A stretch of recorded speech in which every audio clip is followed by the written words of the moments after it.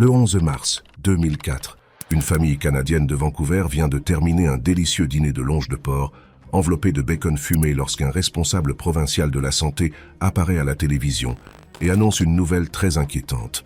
Le repas qu'ils viennent d'engloutir pourrait contenir un ingrédient secret, la chair et les entrailles de nombreuses femmes assassinées. Lorsqu'ils ont appris cette nouvelle, l'un des tueurs en série les plus prolifiques et les plus déments du Canada était en garde à vue, et ce grâce aux policiers canadiens qui semblaient avoir permis à ce type de continuer à tuer. L'ont-ils fait? On peut en douter, mais ce qui n'est pas douteux, c'est qu'il s'agit de l'une des affaires de tueurs en série les plus troublantes, les plus perplexes et les plus nauséabondes de l'histoire. Une histoire qui pourrait encore contenir des secrets extrêmement sombres. Robert Pickton était un amateur de viande. Sa vie entière était centrée sur la viande, presque depuis sa naissance.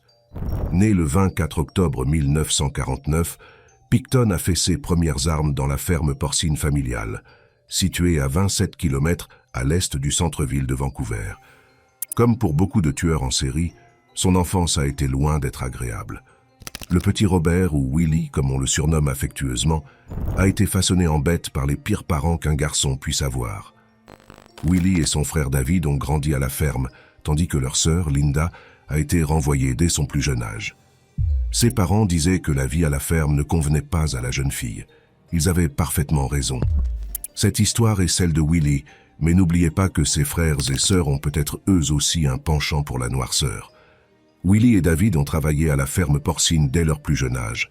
Leur père, Léonard, né en Angleterre en 1896, était un homme violent. Il ignorait les enfants autant que possible, n'interagissant avec eux que pour leur infliger de temps à autre des violences physiques et psychologiques. Comme en témoigne une histoire que Willie racontera à la police bien des années plus tard, celle de l'achat d'un veau de 3 semaines à l'âge de 12 ans. Il aimait ce veau et en avait fait son animal de compagnie. Mais un jour, en rentrant de l'école, il n'était plus là. Il interrogea son père et on lui répondit « Oh, il a dû sortir ». Willie répondit « Comment peut-il sortir par la porte ?» Son père reste silencieux. Willie court jusqu'à la grange, où il trouve son animal à moitié dépecé, pendu à un crochet. Il a expliqué aux inspecteurs que la perte de son veau bien-aimé lui avait fait prendre conscience, dès son plus jeune âge, que la vie tourne en rond. On n'est là qu'aujourd'hui, on n'est plus là demain. Vous devez garder ces détails à l'esprit, car les actions de Willie plus tard dans sa vie sont encore sujettes à débat. Son enfance pourrait être la clé de ce qui est un mystère très obscur. Les autres enfants de l'école primaire de Millside l'appelaient « cochon puant ». Et quand il rentrait à la maison, il était confronté à un travail encore plus dur, assistant souvent à l'abattage du bétail. La mort l'entoure toujours, mais le sang et les tripes ne dérangent pas le jeune Willie. En dehors, personne n'aimait Willie le puant. Aussi fut-il surpris un jour lorsqu'une fille nommée Lisa commença à être gentille avec lui. Willie travaillait dans le magasin que sa famille tenait dans la rue Shaughnessy à Port Coquitlam, un magasin qu'ils appelaient le Meat Locker. Ce jour-là, il a regardé fixement Lisa, dont le visage était un peu particulier, sa mère étant chinoise et son père caucasien. Elle lui a souri. L'odeur ne l'ayant pas rebuté, il lui a donné un hot-dog gratuit. Bien des années plus tard, il a revu Lisa. Ils sont devenus de bons amis. Elle était probablement sa seule amie. Lisa devait également détenir certaines des clés dont nous avons parlé et qui pourraient permettre de résoudre le mystère de Willie. Nous reviendrons sur elle plus tard. Plutôt que de perdre son temps à l'école, sa mère l'en a retiré à l'âge de 14 ans. Il a continué à travailler à la ferme et a également travaillé comme boucher, travaillant dans l'arrière-boutique à découper la viande toute la journée. L'un des moments décisifs de sa vie s'est produit lorsque son frère David, âgé de 16 ans, a appris à conduire. Pour une raison ou une autre, David n'a pas vu un enfant qui marchait sur la route. Il s'agissait de Tim Barrett, 14 ans, qui a été percuté si violemment que la voiture a été sérieusement endommagée.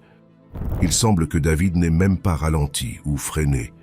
Au lieu de faire ce qu'il faut et de prévenir la police, David a démarré en trombe et est allé prévenir sa mère. Celle-ci s'est précipitée sur les lieux de l'accident, a regardé l'enfant qu'elle pensait manifestement mort et l'a fait rouler dans un fossé rempli d'eau, à une dizaine de mètres de la route. Les parents de Tim, Philippe et Lois Barrett, ont signalé la disparition de leur fils. Son corps a été retrouvé le lendemain.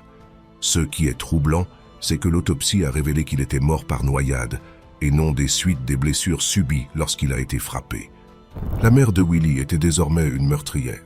David était complice et Willie a appris une chose ou deux sur l'éthique et la responsabilité. David et sa mère ont tous deux été démasqués au cours de l'enquête parce qu'un mécanicien a dit à la police qu'il avait réparé la voiture des Picton. Mais en fin de compte, Louise n'a pas été inculpée et David n'a été condamné qu'à 4 ans de mise à l'épreuve par un tribunal pour enfants. Bien des années plus tard, Willie racontera que sa mère s'en est tirée à bon compte. En 1978, Léonard, le père de Willie, décède à l'âge de 91 ans, la même année où un incendie à la ferme tue des centaines de porcs. Un an plus tard, sa mère décède à son tour.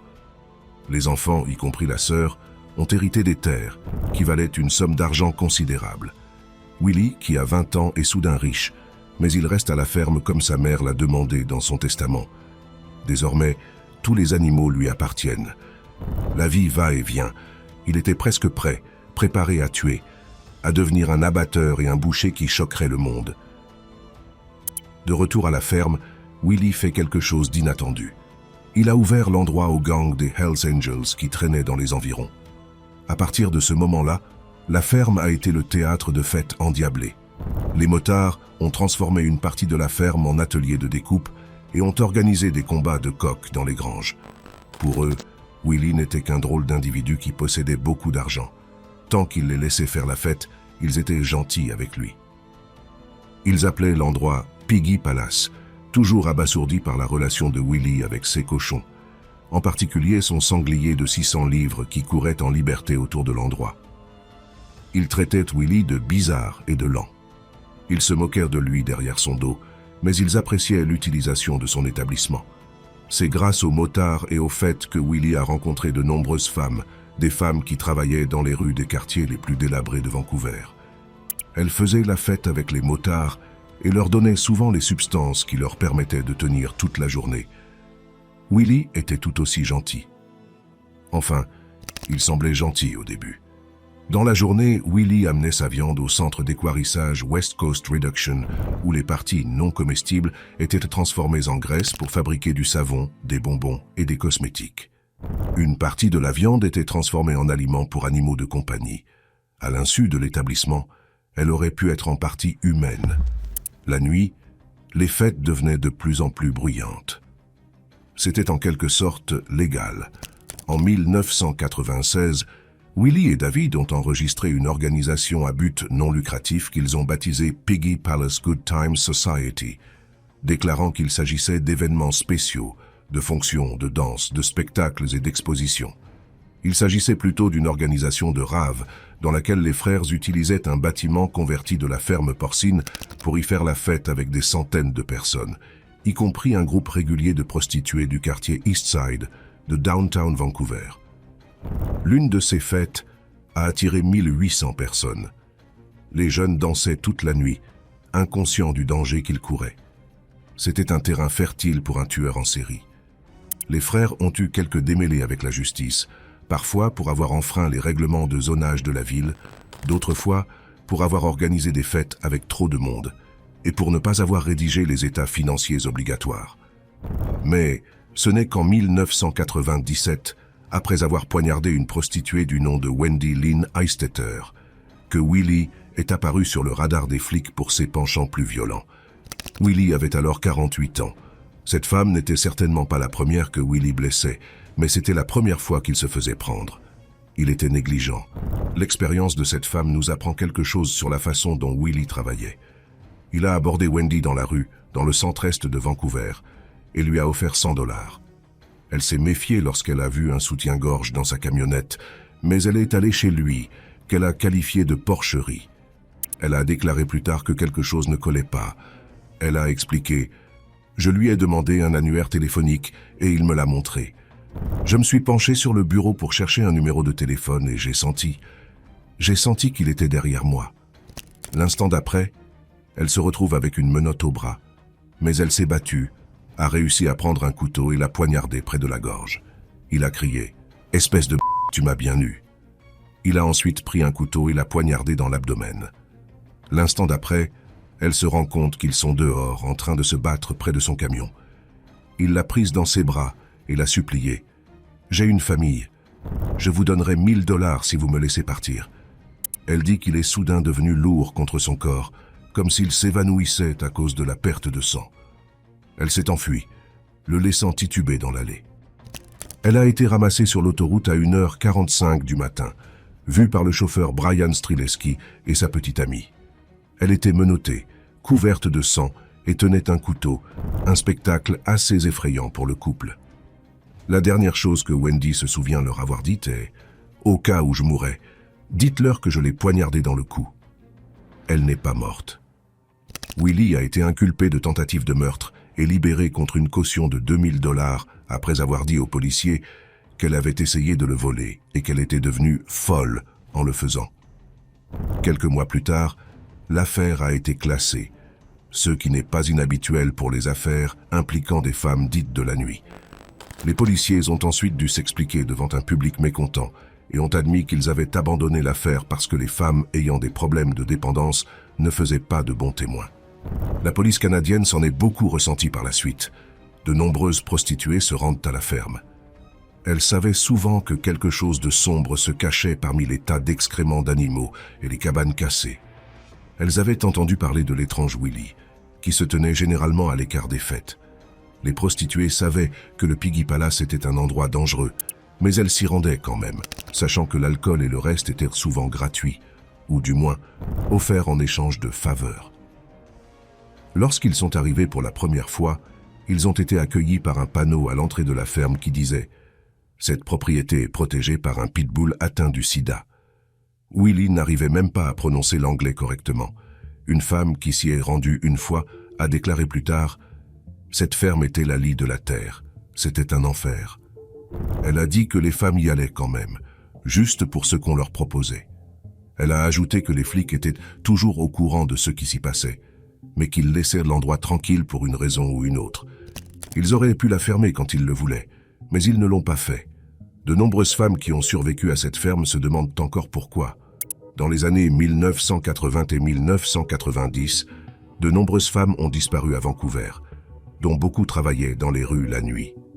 Ces femmes ont été appelées les moins mortes, ce qui signifie que lorsqu'elles meurent, personne ne se préoccupe de leur sort. Aux yeux de la société, elles existaient à peine de leur vivant, et lorsqu'elles ont disparu, elles existaient encore à peine. Ils étaient moins morts aux yeux de la loi et de la société conventionnelle, malgré leur vulnérabilité et leurs difficultés. Après tout, ils traînaient dans le quartier est de Downtown, un endroit connu sous le nom de Low Track et de Skid Row au Canada. Cette section de 10 pâtés de maisons de la ville était un véritable terrain vague, où les trottoirs étaient recouverts de caoutchouc et de paillettes que les femmes et les toxicomanes avaient jetées dans la nuit. Des proxénètes se promenaient parmi les nombreux magasins d'alcool et les prêteurs sur gage. Les gangs de motards et les cartels asiatiques affichaient ouvertement leurs marchandises. Les énergumènes comme Willie étaient invisibles dans cet échec civique. C'est dans ces 10 pâtés de maison que l'on trouve les taux d'infection par le VIH les plus élevés de toute l'Amérique du Nord. Les jeunes fugueurs, parfois surnommés Twinkies, finissaient souvent par s'y retrouver. Pour beaucoup, c'était le dernier arrêt sur la ligne d'une vie brisée, le trou d'air de la société qui aspirait les tourmenter et les traumatiser. Aucun caniveau n'était plus profond et plus sale que celui de l'est de Downtown. Ces rues malfamées étaient une plaie béante, négligée et rejetée, qui suintait la sueur humaine et posait des questions troublantes sur la société occidentale moderne. Et à cause de Willie et de ses victimes, ces questions allaient bientôt devoir être affrontées. Les femmes parlent entre elles de telle ou telle fille qui est partie travailler et n'est jamais revenue. Les proxénètes ont commencé à se demander ce qui se passait quand cela se reproduisait sans cesse. Il ne s'agit pas ici d'une poignée de femmes, mais de dizaines de femmes au fil des ans. L'une d'entre elles, Rebecca Guno, a disparu du Downtown East Side par une chaude journée d'été de 1983 et n'a jamais été revue. Au moment de l'exposition universelle de Vancouver, en 1986, connue sous le nom d'Expo 86, d'autres femmes avaient disparu, certaines d'entre elles ayant été aperçues pour la dernière fois à l'intersection des rues Main et Hastings, le bas de l'échelle. Un visage que l'on voyait souvent rôder autour de cette intersection était celui de Willie Picton, le type bizarre qui organisait d'énormes fêtes dans sa ferme délabrée. Sherry Rale, 43 ans, a disparu, suivie par Helen Auerbach, 33 ans, qui avait dit à ses amis qu'elle partait pour Seattle, mais qui n'est jamais arrivée. Enfin, Teresa Ann Williams, une jeune femme autochtone de 26 ans, a disparu en juillet 1988, mais sa disparition n'a été signalée qu'en mars 1989. Il y a eu une interruption de plus d'1 an jusqu'à ce qu'une patiente psychiatrique de 40 ans, Ingrid Soet, disparaisse. En 1992, Kathleen Watley, 39 ans, a disparu. Il y a eu une autre interruption et 3 ans plus tard, Catherine Gonzalez, 47 ans, s'est volatilisée. Sa disparition n'a été signalée que le 9 février 1996. Il a fallu attendre 7 mois pour que Catherine Knight, 32 ans, soit portée disparue, peu avant Dorothy Spence, une femme autochtone de 36 ans. À Noël, Diana Melnick, 23 ans, s'est également volatilisée. La plus jeune victime de l'époque était Stephanie Lee, une jeune femme de 20 ans qui s'est volatilisée après avoir été traitée pour psychose.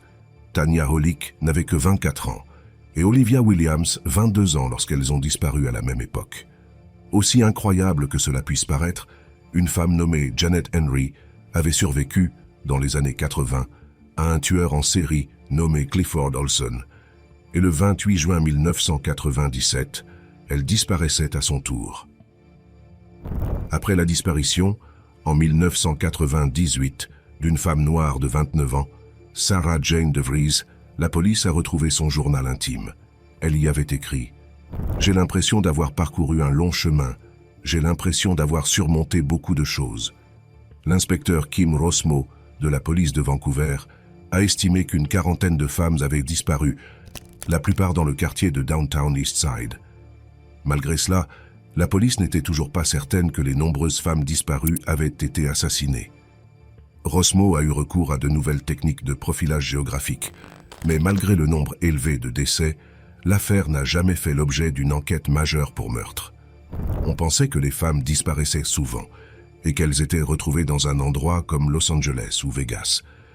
Les policiers se sont trompés, mais ils n'avaient même pas un seul corps à ce stade. Ils n'avaient aucune preuve médico-légale.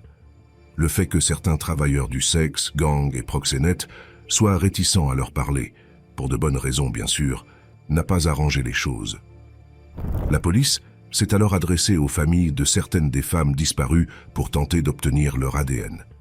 Ils ont entré l'ADN dans des bases de données pour l'Amérique du Nord, en essayant de le faire correspondre à l'ADN d'inconnus de l'Alberta à l'Arizona. Ils ont vérifié les hôpitaux, les établissements de santé mentale, les centres de désintoxication et les programmes de protection des témoins, mais n'ont rien trouvé. Ces femmes avaient vraiment disparu de la surface de la planète. Et au fil des années, 97, 98, 99, d'autres femmes ont disparu. Julie Young, 31 ans, Angela Jardine, 28 ans, Michelle Gurney, 30 ans, Marcella Crezon, 20 ans. Cette dernière a été libérée de prison le 27 décembre 1998 et n'a pas été revue par la suite. Sa mère et son petit ami l'attendaient dans leur appartement, où ils lui avaient préparé un festin de Noël tardif. Quelques hommes ont été interrogés. Des hommes qui avaient des antécédents de violence, mais aucun d'entre eux, semble-t-il, n'avait quelque chose à voir avec les disparitions. Les flics ont consulté le fichier des mauvais rendez-vous de la Downtown Eastside Youth Activities Society, où les femmes avaient rempli de nombreuses pages sur les hommes à éviter. Le nom de Willie ne figurait pas sur cette liste, principalement parce que si vous le rencontriez, vous étiez mort. La police aurait dû écouter Billy Cox, 37 ans. Ce veuf avait failli perdre la vie dans l'alcool après le décès de sa femme, mais sa sœur l'a sauvé en l'aidant à décrocher un emploi chez P&B Salvage à Surrey, au sud-est de Vancouver. Les propriétaires de cette entreprise sont Robert William Willie Picton et David Picton. Lorsque Hiscox recevait son salaire hebdomadaire, il devait se rendre à la porcherie de Port Coquitlam, qu'il décrivit plus tard comme un endroit sinistre, où Willie Picton, tout aussi sinistre et silencieux, garait son cher bus converti, van, aux vitres profondément teintées. Mais ce qui dérangeait Hiscox, c'étaient les fêtes débridées et le fait que tant de travailleuses du sexe s'y retrouvaient. Il avait lu des articles sur les femmes disparues dans les journaux et, lorsqu'il a appris que Willie était accusé d'agression au couteau, il a pensé à autre chose. Ce qu'il avait dit à une ligne d'assistance téléphonique de la police, c'était tous les sacs à main et toutes les pièces d'identité qui se trouvaient dans sa caravane et tout le reste. Hiscox a d'abord communiqué ces informations à la hotline de manière anonyme, puis il a rencontré un inspecteur, un homme dont nous parlerons en détail plus tard. Cet inspecteur lui a dit qu'il pousserait l'enquête jusqu'au sommet de la police, mais après que ce policier a été transféré hors de l'affaire, les frères ont été classés comme personnes d'intérêt et laissés tranquilles. La ferme n'a pas été surveillée, ce qui est vraiment dommage, car Willie y a emmené beaucoup plus de femmes dans les années 90. En fait, les flics retrouvaient de plus en plus de noms de femmes disparues. Il devait y en avoir plus de 50. Malgré cela, on avait parfois l'impression que le Vancouver Sun se souciait davantage de ces femmes que la police. Les policiers ne voulaient toujours pas parler de meurtres en série. Si tel avait été le cas, cela aurait été la pire affaire de meurtres en série de l'histoire du Canada. Il a fallu attendre 2001 pour que la police crée enfin le groupe de travail sur les femmes disparues. À ce moment-là, ils avaient 54 femmes disparues, peut-être même 70, qui avaient toutes disparu dans la même région dans les années 80 et 90. C'est ainsi qu'a débuté, 18 ans trop tard, la plus grande enquête sur un meurtre au Canada. Malgré cela, la police a publié une déclaration à l'intention du public. Nous ne disons en aucun cas qu'il y a un meurtrier en série dans la nature. Nous ne disons en aucun cas que toutes ces personnes disparues sont mortes. À l'époque, de nombreuses personnes, en particulier les femmes qui travaillaient encore dans les rues, ont eu l'impression que les policiers ne voulaient pas admettre qu'ils avaient laissé un tueur en série en liberté pendant près de 20 ans. Les noms des hommes de Picton ressortaient, car ils avaient tous deux un casier judiciaire. Ils ont ensuite consulté un rapport de 1998, date à laquelle Bill Hiscox avait appelé Crime Stoppers au sujet de la ferme. 14 autres femmes avaient disparu depuis lors. La police a noté que Hiscox avait accusé Willie d'être un malade. En 1998, il leur avait parlé des 10 sacs à main qu'il avait vus de ses propres yeux, et il avait expliqué que Willie s'était un jour vanté de pouvoir se débarrasser facilement des corps. Il a expliqué qu'une amie de Willie, la métisse sino-caucasienne Lisa Yeltz, lui avait dit qu'elle avait vu des vêtements ensanglantés de femmes à la ferme, ainsi que divers effets personnels de femmes. Il s'agit de Lisa, l'amie d'enfance de Willie. Elle a suggéré à Hiscox que ces objets pourraient être les trophées de Willie. Pire encore, Hiscox a entendu dire que Willie s'était débarrassé de ces femmes avec son hachoir à viande et qu'il avait peut-être vendu la viande au public. En 1998, les flics avaient peut-être l'impression qu'il s'agissait d'une histoire à dormir debout, mais en 2001, ils ont compris qu'ils devaient se pencher à nouveau sur la question. Ce n'est qu'en 2002 qu'une percée a été réalisée, et encore par accident. C'est un policier débutant qui a été le premier à trouver quelque chose de notable dans la ferme. Il semble que les inspecteurs de la brigade criminelle étaient toujours dans l'impasse, mais ce policier débutant a obtenu un mandat pour fouiller la ferme à la recherche d'armes illégales et non de morceaux de femmes au sol. Il a trouvé les armes, mais aussi un tas d'objets personnels appartenant à des femmes, dont un inhalateur pour l'asthme sur lequel était imprimé le nom de l'une des femmes disparues. C'est donc ce jeune policier, qui n'était même pas impliqué dans l'affaire du meurtre, qui a été à l'origine de la fouille médico-légale de l'ensemble de la ferme, une ferme qui, soit dit en passant, valait environ 70 millions de dollars. La police n'arrivait pas à comprendre pourquoi ce type vivait dans une telle misère.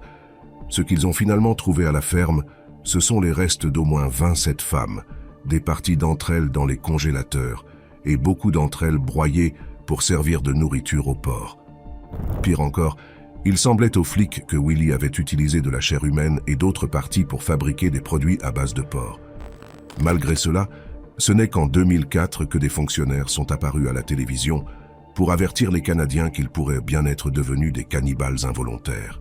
« Ne vous inquiétez pas », a déclaré un fonctionnaire, expliquant qu'ils ne tomberaient probablement pas malades et qu'ils ne pourraient contracter l'hépatite B que s'ils n'avaient pas assez bien cuit le porc.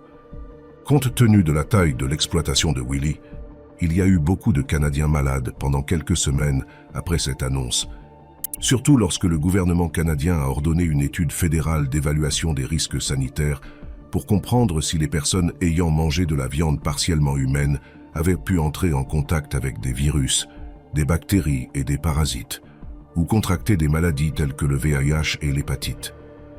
Ces deux maladies étaient très répandues à Vancouver, parmi les prostituées très stigmatisées. Les chercheurs ont conclu que le risque était faible à moyen, mais cela n'a pas rassuré les gens. Cela faisait 20 ans que Willy assassinait et vendait des produits à base de viande.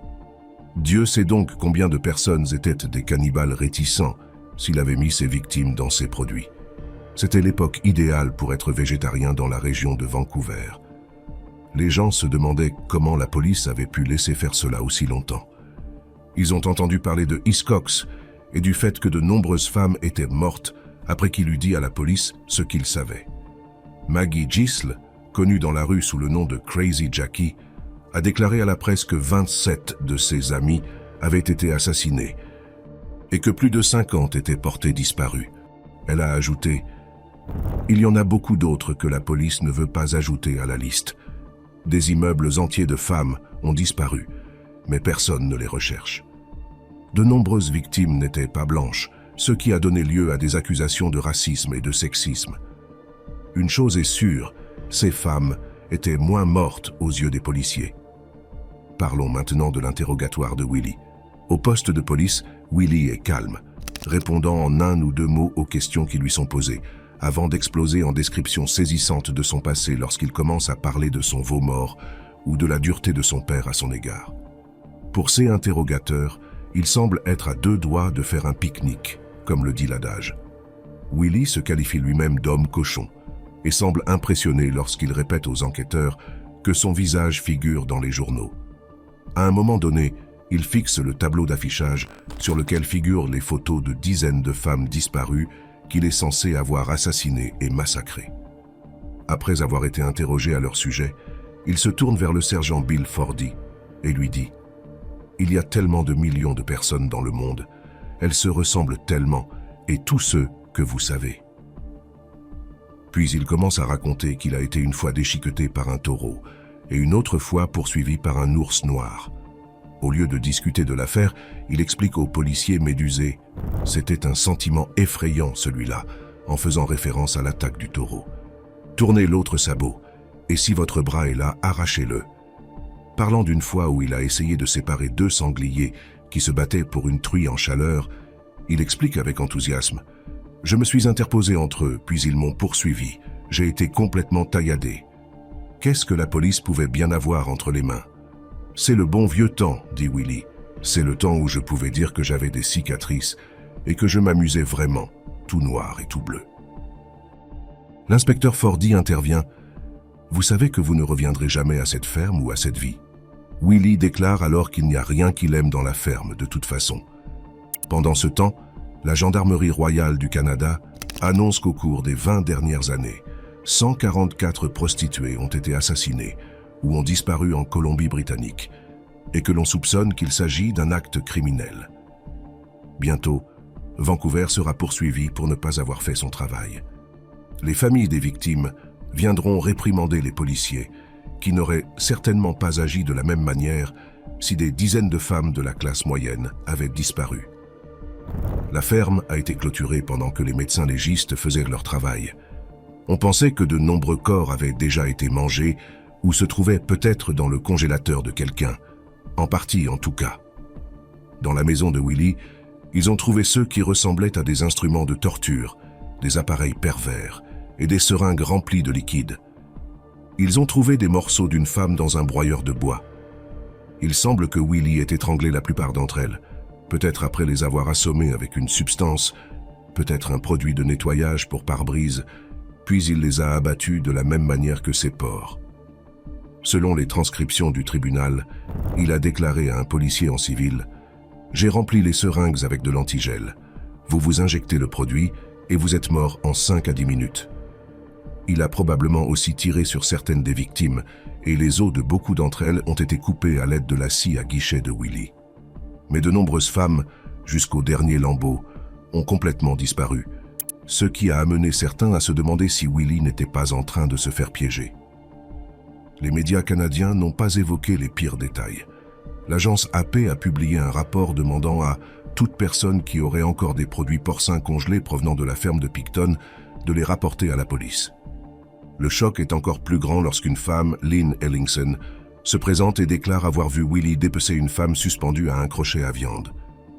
Elle a été victime d'un chantage de la part de Willie et n'a rien dit de toute façon, craignant pour sa vie. Mais son ami avait à l'époque prévenu la police. Cet ami leur a dit que Willie faisait de la viande étrange, et il a expliqué en détail comment Ellingson avait vu Willie dépouiller un corps. Elle lui avait dit avoir été surprise de voir que la graisse humaine était jaune et non blanche. Ce témoignage ressemble à s'y méprendre à la réalité. L'agent de police Lorimer Schenner est celui qui a reçu le tuyau et qui a eu affaire à Hiscox pour la première fois en 1998. Mais il a déclaré que même s'il voulait fouiller la ferme, il ne pouvait pas le faire parce qu'elle relevait de la compétence de la Gendarmerie royale du Canada. La GRC aurait parlé à Ellingson à 2 reprises, mais à chaque fois, elle est restée silencieuse. Schenner a déclaré plus tard que la GRC avait visité la ferme, mais qu'on lui avait dit de revenir lorsque Willie et David seraient moins occupés. Pour une raison quelconque, c'est ce qu'ils ont fait. Ils ont à nouveau interrogé Willie, qui leur a dit qu'il pouvait fouiller la ferme. Mais selon Schenner, ils ne sont jamais revenus. Dieu sait pourquoi. Cette enquête a été bâclée avec un grand B. Schenner a déclaré avoir fait des cauchemars à cause de ces femmes disparues, et plus tard, il a dû être retiré de l'affaire en raison du syndrome de stress post-traumatique. Cela a également ralenti l'enquête, car Schenner s'intéressait à Willie plus que n'importe qui d'autre. Au total, plus de 40 000 photos ont été prises de la scène de crime. 235 000 objets ont été prélevés dans la ferme, tandis que le laboratoire a reçu 600 000 pièces à conviction. 98 personnes ont témoigné pour l'accusation et 30 autres pour la défense. Ce fut un procès long et épouvantable. Willie a admis avoir tué 49 femmes, mais pas lors du procès. Il avait dit à un agent infiltré pendant sa garde à vue qu'il voulait en tuer 50. Accusé d'en avoir tué 26, il n'a été condamné que pour 6 meurtres. Il a été déclaré innocent de meurtre au 1er degré, mais coupable de meurtre au 2e degré, probablement parce que le jury a estimé que l'accusation n'avait pas prouvé au-delà de tout doute raisonnable qu'il avait planifié les meurtres. Le chef adjoint de la police de Vancouver a présenté ses excuses en déclarant « J'aurais aimé du fond du cœur que nous l'attrapions plus tôt. J'aurais aimé que nous puissions réparer toutes les erreurs qui ont été commises. Et j'aurais aimé que plus de vies soient sauvées. » D'autres personnes se sont manifestées pour dire qu'elles connaissaient Willie. Certaines ont survécu à une rencontre souvent mortelle avec lui. En 1985, il a choisi une travailleuse du sexe nommée Tracy Bunyan. Il l'a ramenée dans sa caravane dégoûtante, dont elle a tout de suite vu qu'elle était remplie de vêtements féminins. Willie l'a blessée physiquement, puis l'a raccompagnée en ville, l'avertissant en chemin qu'il lui donnait une dernière chance de faire le ménage, faute de quoi elle serait condamnée comme les autres. Sa conviction d'aider les femmes n'était qu'une excuse pour justifier ses actes pervers et meurtriers. Il y a eu d'autres survivants, comme le Nord, non fictif, qui se décrit elle-même comme une alcoolique invétérée, qui a fait des allers-retours dans des foyers d'accueil pendant toute son enfance, connaissant l'existence la plus horrible qu'un enfant puisse avoir. Elle raconte que Willie est venu la chercher dans une camionnette blanche, mais quand elle a vu que les sièges arrière avaient été enlevés, elle a compris que quelque chose n'allait pas. Elle lui a demandé d'arrêter la voiture, mais il a continué à rouler et finalement, elle a dû sauter de la voiture. Plus tard, elle a vu le visage de Willie dans le journal. En 2007, le juge James Williams a condamné Willie à la prison à vie, avec possibilité de libération conditionnelle au bout de 25 ans. Ce qui signifie que la date de sa libération conditionnelle est bientôt fixée à 2035. Willie a aujourd'hui 74 ans et purge actuellement sa peine à la prison à sécurité maximale de Port-Cartier, au Québec, où il clame toujours son innocence. En 2008, David Picton et Linda Wright ont intenté un procès au procureur général et au solliciteur général de la Colombie-Britannique. Ils ont déclaré que la police avait détruit une grande partie de la ferme lors de ses recherches, affirmant qu'elle avait dérangé, perturbé, tué et détruit diverses plantes, arbres, plantes couvre-sol et autres végétaux. Ils sont restés assez discrets au sujet de leur frère, ce qui n'est pas surprenant, étant donné que 4 enfants de 4 victimes les ont poursuivis en justice, affirmant qu'ils savaient depuis le début ce que leur frère faisait dans cette ferme. De nombreuses allégations graves ont été formulées contre David au fil des ans, mais il a tout nié et déposé des mémoires en défense. En 2016, le livre que Willie a écrit en prison, intitulé Picton, dans ses propres mots, a été publié après que le manuscrit a été sorti clandestinement de la prison. Le livre a rapidement été retiré en raison du tollé général. Dans ce livre, il affirme que la Gendarmerie royale du Canada a fait de lui un bouc émissaire pour les meurtres. Il affirme que certains des morceaux de corps retrouvés dans sa ferme se trouvaient dans des voitures qu'il avait achetées lors d'une vente aux enchères organisée par la police et que certaines femmes ont été tuées par les Hells Angels lorsqu'il organisait ces fêtes. Il a même affirmé que le sang d'une victime retrouvée par la police sur un matelas n'était rien d'autre que de la colle à papier peint renversée. Avant que le livre ne soit retiré de la vente, un critique a déclaré qu'il s'agissait d'une diatribe incohérente et illettrée, tandis qu'un autre critique a déclaré « C'est un radotage fastidieux et ennuyeux, rempli de tirades contre la police et de théories insensées sur les Hells Angels. » Rien de ce que dit Willie dans le livre ne semble à peu près vrai, mais certains théoriciens de la conspiration sont de son côté. Ils ont demandé pourquoi les policiers de Vancouver n'ont pas enquêté sur l'affaire pendant si longtemps, alors qu'on leur avait parlé des sacs à main des femmes et d'un malade qui avait dépouillé la chair d'une femme. Pourquoi la ferme n'a-t-elle pas été placée sous surveillance policière? S'il en a assassiné 49 ou même 26, ils disent qu'il est étrange que, même avec l'équipement médico-légal le plus avancé, il n'ait pu condamner Willie que pour 6 meurtres. Willie lui-même a réussi à écrire à des gens depuis sa prison. Dans l'une de ses lettres, truffée d'innombrables fautes d'orthographe, il déclare « Je ne suis pas de ce monde, mais je suis né dans ce monde par l'intermédiaire de ma mère terrestre, et si je devais changer quoi que ce soit, je ne le ferais pas, car je n'ai rien fait de mal. » Il n'a cessé d'écrire aux médias canadiens, affirmant de manière sibylline que l'histoire ne se résumait pas à ce que tout le monde savait. Pourtant, il n'a jamais réussi à convaincre qui que ce soit de son innocence. Willie était également un menteur compulsif. Il a un jour déclaré à un compagnon de cellule qu'en tant que tueur, il était plus grand que ceux des États-Unis, probablement en référence aux tueurs en série John Wayne Gacy ou Ted Bundy. C'est peut-être la seule fois où il a dit la vérité. Merci d'avoir resté jusqu'ici. N'hésitez pas à cliquer sur l'une des vidéos à l'écran pour plus de contenu similaire.